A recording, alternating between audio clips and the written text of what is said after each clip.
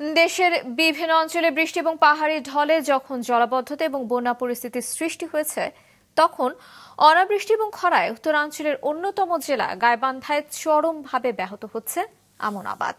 এতে চলতি মৌসুমে জেলায় ধানের উৎপাদন লক্ষ্যমাত্রা অর্জিত হবে না বলে আশঙ্কা করা হচ্ছে। গাইবান্ধা প্রতিনিধি সিদ্দিক আলম দয়ালের তথ্য এবং ছবিতে ডেস্ক রিপোর্ট। এবার বর্ষার ভরা মৌসুমেও গাইবান্ধায় হয়নি পর্যাপ্ত বৃষ্টি, অধিকাংশ জমিতেই পানির দেখা মিলছে না। ফলে চলতি আমন মৌসুমে চাষাবাদ হয়নি অনেক কৃষিপ্রধান গ্রামে, ফাঁকা পড়ে আছে হাজার হাজার একর জমি। কেউ কেউ চাষের জন্য জমি প্রস্তুত করলেও পানির অভাবে তৈরি করতে পারেনি বীজতলা, রোপণ করতে পারেনি আমন ধান। অনেক কৃষক বৃষ্টির জন্য অপেক্ষা করতে গিয়ে পিছিয়ে পড়েছেন। অন্যদিকে সেচ দিয়ে বীজতলা তৈরি ও আমন রোপণ করতে গিয়ে লোকসানের মুখেও পড়েছেন অনেকেই। পানি নেই, তো বৃষ্টি নেই, আর পানি নেওয়ার মতন সব জায়গা নাই। নিজেই এখন আমি একটা টিউবওয়েল ফুটিয়ে পানি দিচ্ছি। ধান ঢোকাতে পারছি না, পানি নাই।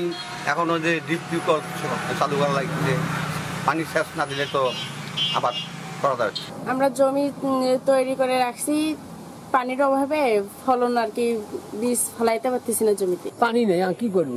বুদ্ধি আছে, বেসন পারিবার আসছে, বেসন এখন ওই বেসন চুরবে, তিন এসব বৃষ্টি হলে তো গাড়ি না আসবে।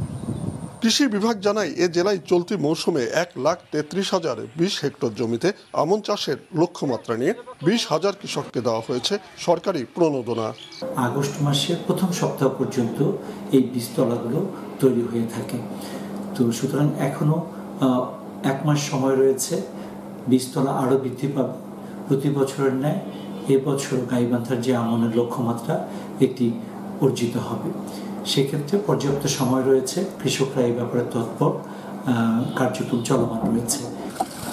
চাষাবাদ ব্যাহত হয়, এবার আমন উৎপাদনের লক্ষ্যমাত্রা অর্জিত হবে কিনা তা নিয়ে সৃষ্টি হয়েছে অনিশ্চয়তা। মাছরাঙা, নিউজ ডেস্ক।